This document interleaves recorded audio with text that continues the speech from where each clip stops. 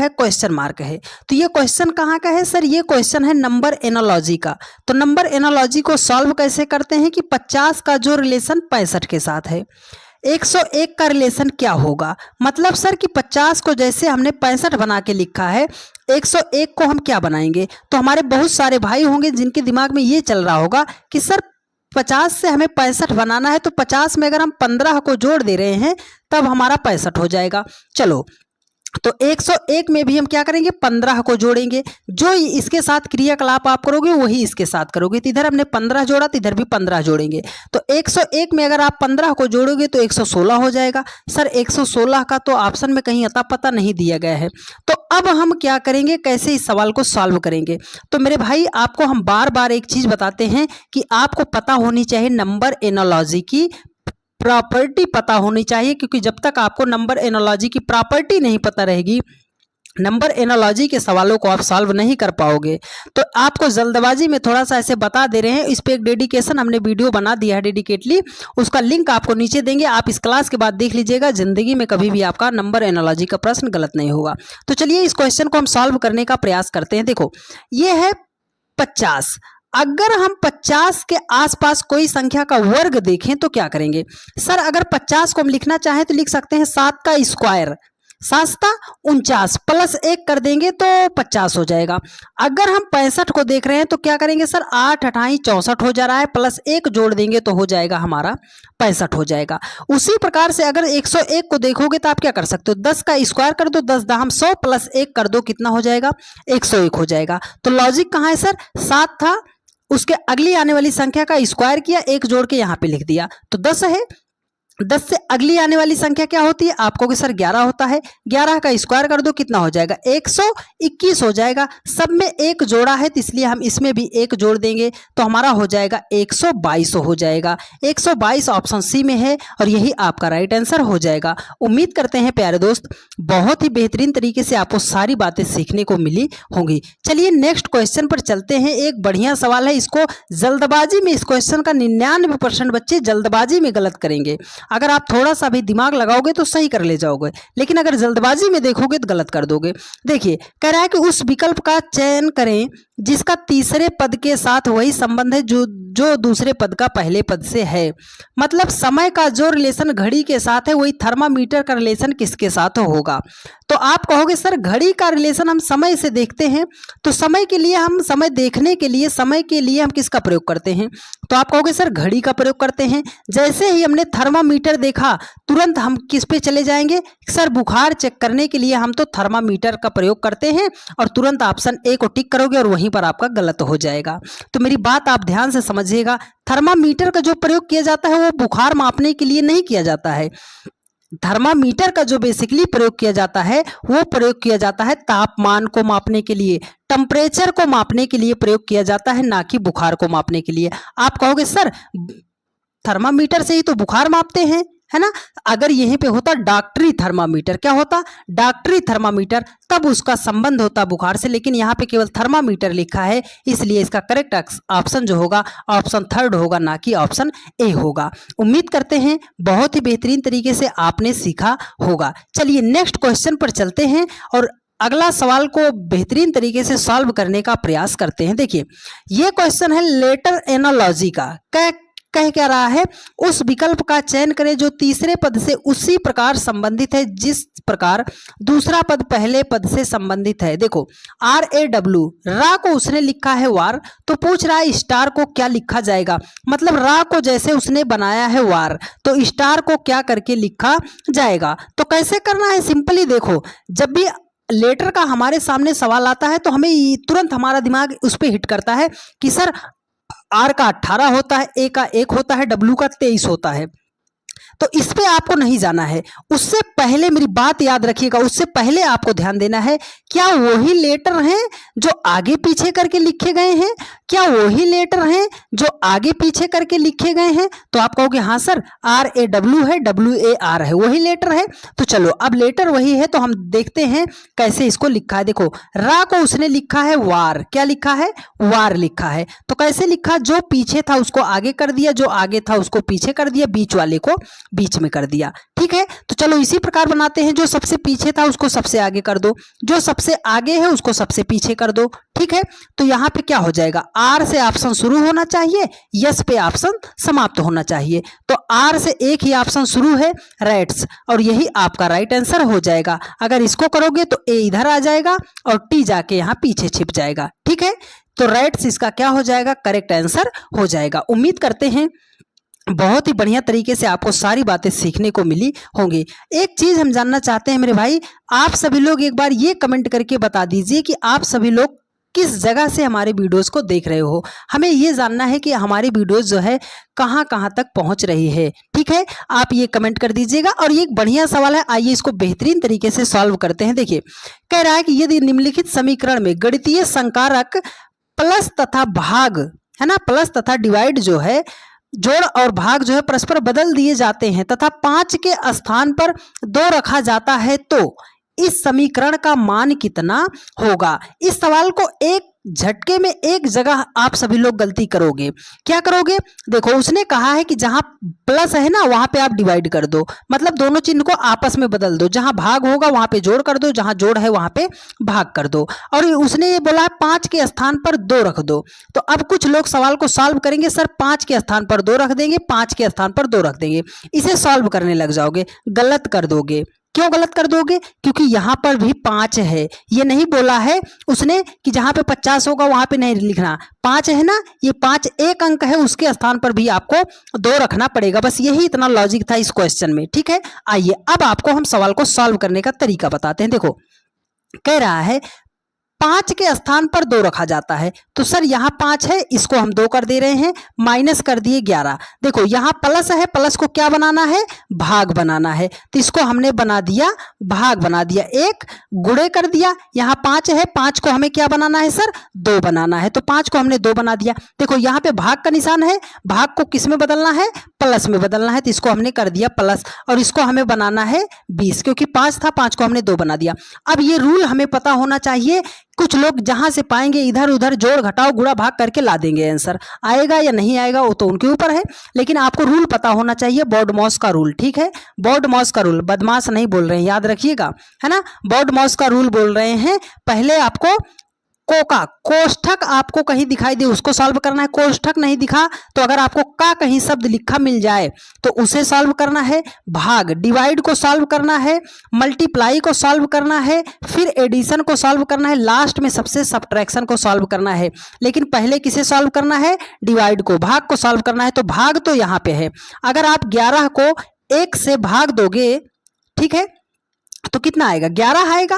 तो चलो sir 2 minus हमने 11 कर दिया, ये चिन्ह हमारा खत्म हो गया। यहाँ पे बचा कितना, गुणे 2 और प्लस हमने कर दिया 20। अब उसके बाद क्या करना है, गुणा करना है। तो सर गुणा तो यहाँ है, तो 11 गुना कितना हो जाएगा, 22 हो जाएगा, माइनस 22 हो जाएगा। यहाँ पे 2 है और ये प्लस 20 है। अब हमें सॉल्व करना है कि इसको जोड़ना है। तो देखो यहाँ पर प्लस 20 है, ये प्लस 2 है, तो 20 2 कितना हो गया आपका, ये हो गया 22, ये प्लस 22, ये माइनस 22। अब ये 2 हट गया ना, प्लस 22 माइनस 22 क्या हो जाएगा, दोनों हो जाएगा कट, और लास्ट में आपका बचेगा क्या, 0 बचेगा। तो 0 ऑप्शन बी में है और यही आपका राइट आंसर हो जाएगा। उम्मीद करते हैं बहुत ही बेहतरीन तरीके से आपको सारी बातें समझ में आ रही होंगी। इस क्वेश्चन का सिर्फ इतना लॉजिक था कि उसने 5 को बोला है, तो जहां जहां 5 दिख रहा है सबको बदलना पड़ेगा। ठीक है, चलिए नेक्स्ट क्वेश्चन पर चलते हैं। एक बढ़िया सवाल है, ये बहुत ही नॉर्मल क्वेश्चन है लेकिन मैक्सिमम लोग इसे गलत कर देंगे।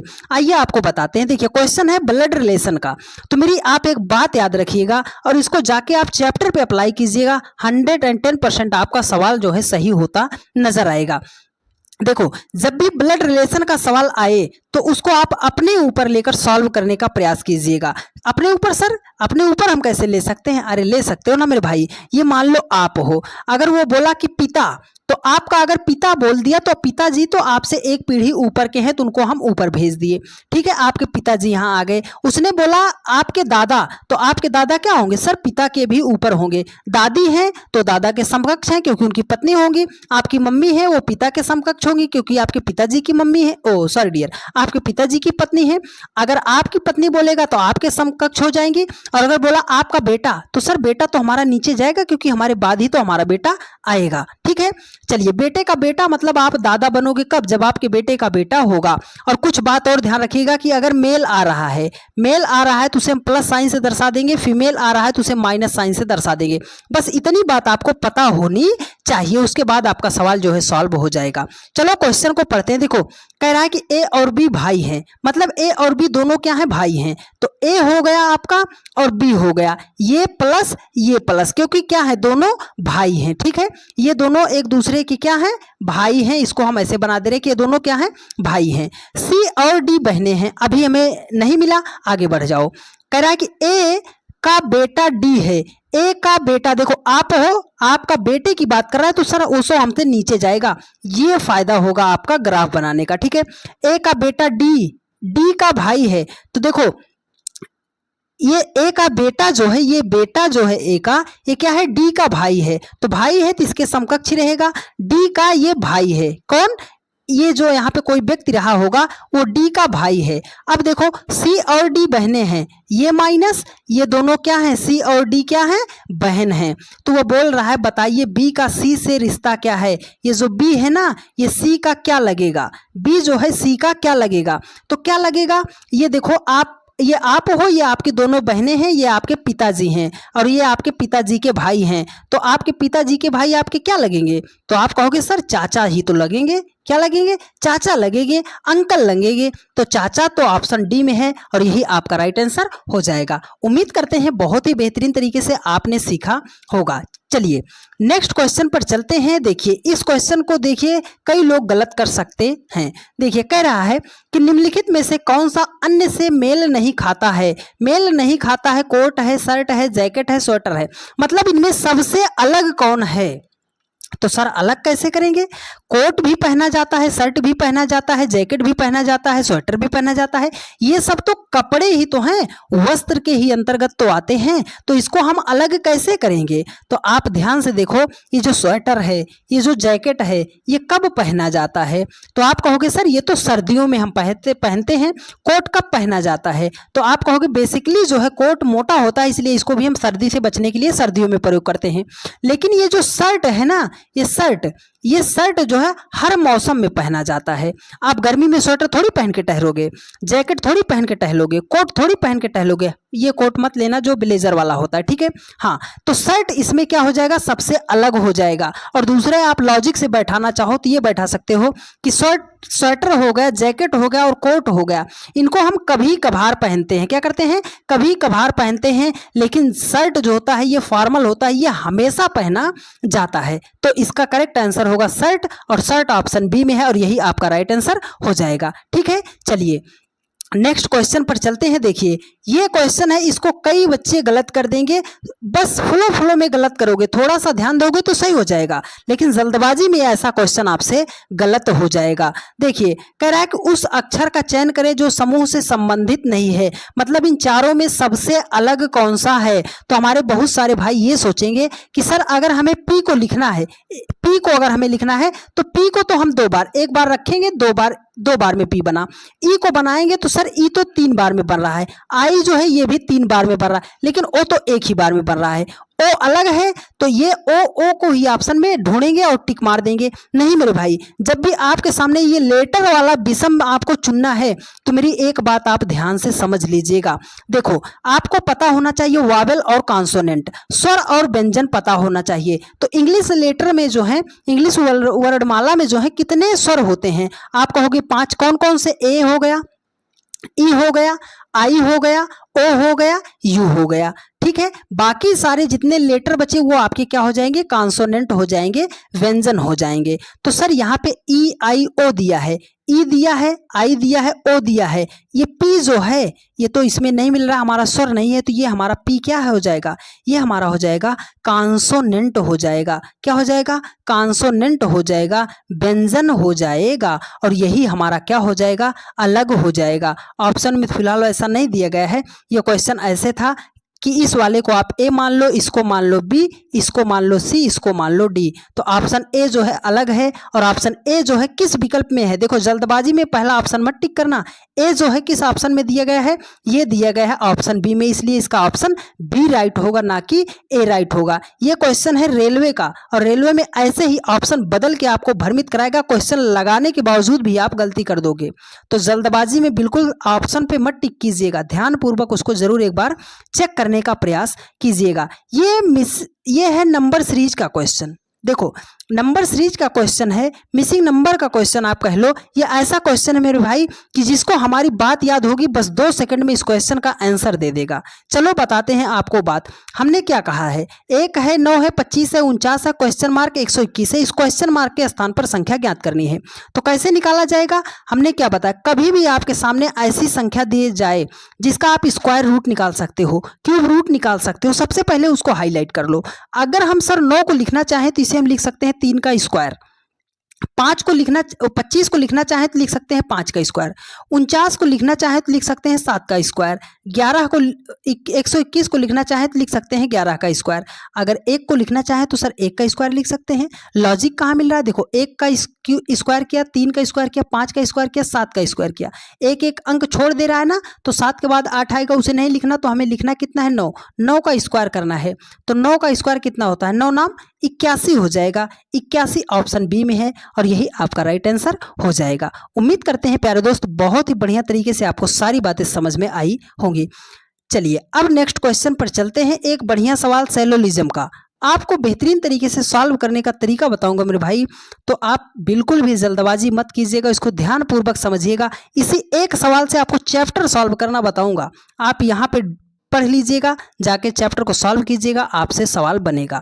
देखो कह रहा है कि दिए गए कथन और निष्कर्षों को ध्यान से पढ़ें और यह चयन करें कि कौन सा निष्कर्ष तार्किक रूप से कथन का अनुसरण करता है। देखो तो चलो हम बनाते हैं, क्योंकि रेगुलर हम क्लास में बताते रहते हैं, तो आज इस क्वेश्चन को डायरेक्ट सॉल्व करते हैं। ठीक है, देखो कह रहा है कि कुछ ऊतक कमजोर हैं।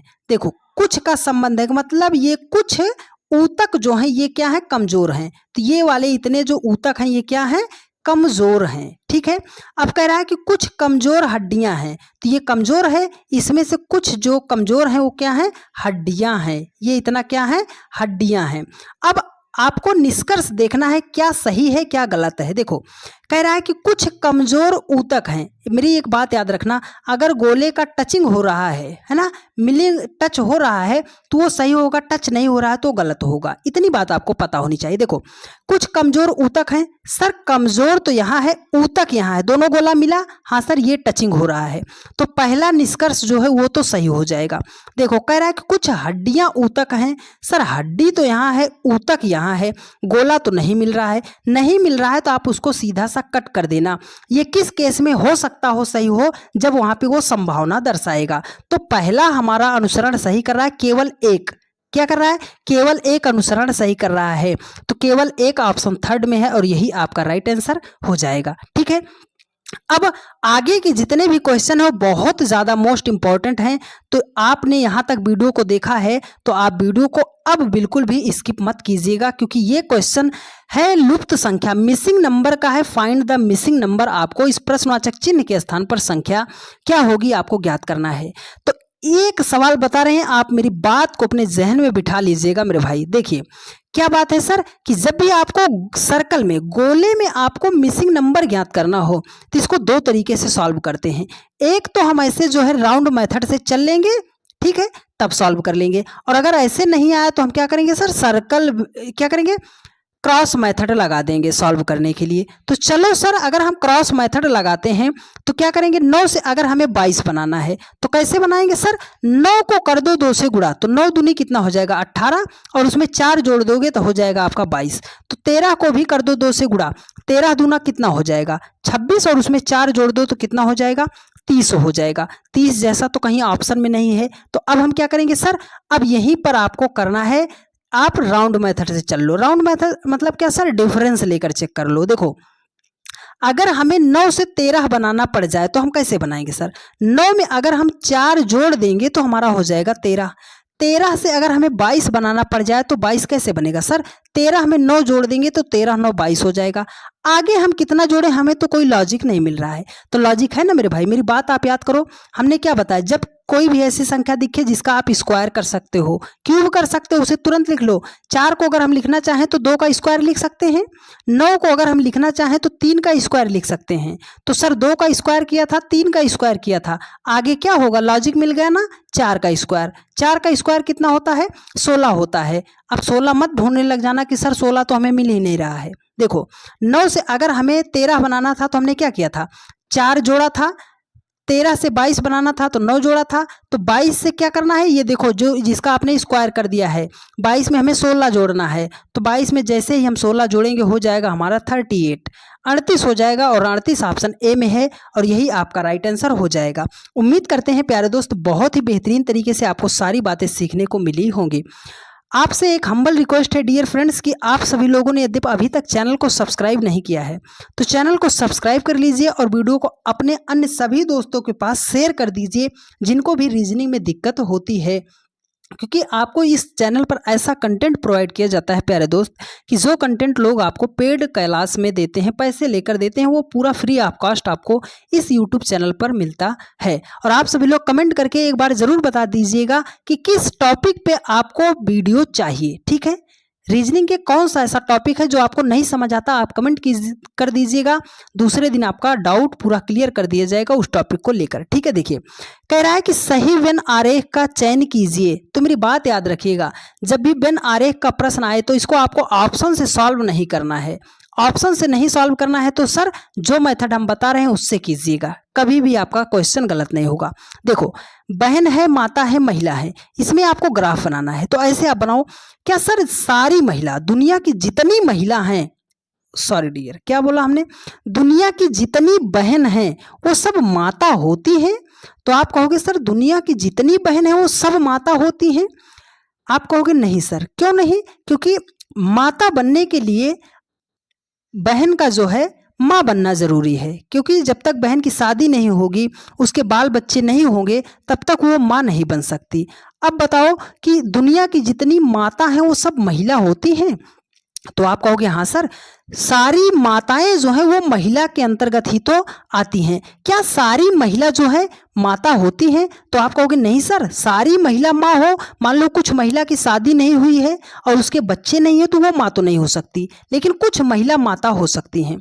देखो सारी माता जो होती हैं वो बहन हो सकती हैं। तो आप कहोगे सर मान लो कोई माता ऐसी है वो अपने माँ बाप की इकलौती बेटी है, तो वो तो किसी की बहन नहीं होगी। मतलब सारी माता जो होती है बहन नहीं हो सकती। अब